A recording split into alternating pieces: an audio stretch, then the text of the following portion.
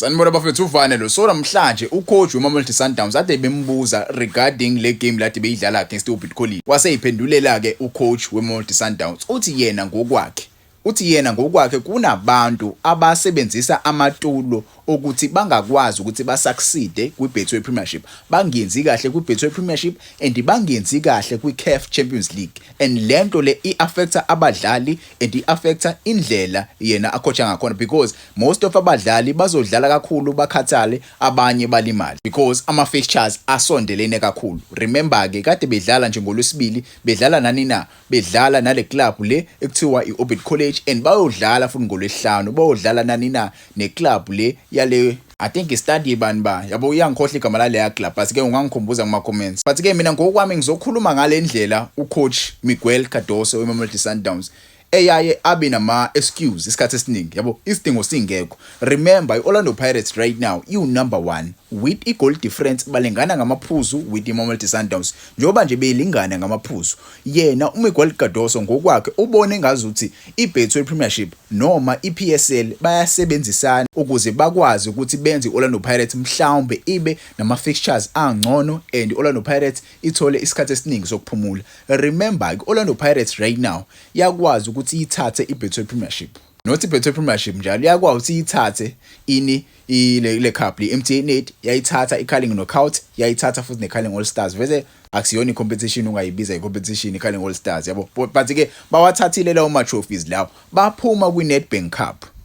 iMamelodi Sundowns ayithathanga iMTN8, ayithathanga enina, ayithathanga iCarling Knockout, baphuma kwiNedbank. Same as Orlando Pirates. Orlando Pirates yaphuma kwiChampions League, bakhona bona kwiChampions League, basele kwiChampions League. Njengoba nje besele kwiChampions League, obvious bazothola more games than Orlando Pirates. They will play more games than Orlando Pirates. If you remember last season, Miguel Cardoso, he was given the same opportunity eyayinikezwe Orlando Pirates. Babedlala the same games ababawadlala njenge Orlando Pirates, but angakaze ngimbone Miguel Cardoso coming forward and complaining regarding le fixture congestion ekhona. Akaze kube khona lokho, because Orlando Pirates iyayidlala nayo kwiCAF Champions League. Njengoba Orlando Pirates iphume eLigue kumzulweni salo nje o-A, why kucomplainwa njengamanje? Because ama games kumele adlalwe, uyathanda awuthandi, you must play your games. If Orlando Pirates nayo binama games kulesihlanu, ibizowadlala ama games ayo ukube bakhona kwiChampions League. Manje ke abekho, badlale ngolesithathu Orlando Pirates, njengoba nje idlale ngolesithathu iyodlala ngomgqibelo.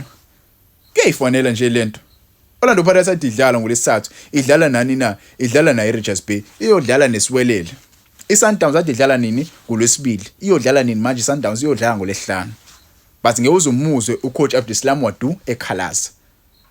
Ucoach weMamelodi Sundowns unama excuse amaningi, kumele ayiyeke lento le, because I feel like lento uyenza ngamabomu, yabo, uyenza ngamabomu just in case uma i-team ingadlali kahle uzobuyela emuva athi ngitheni kunina.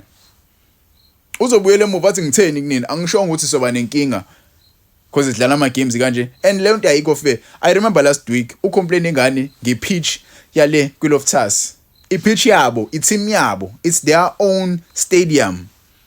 Barentile kodwa, barente kwiBlue Bulls, but it's their own home game liyana. Why ecomplaina ngepitch engazuthi ipitch isethwa iPSL, engazuthi isethwa iBetway Premiership? Cha, i-home ground yenu kumele ngabe iSundowns iyayikhenika leya pitch leya khona nizodlala kahle, ngosikhathi beyodlala neGolden Arrows.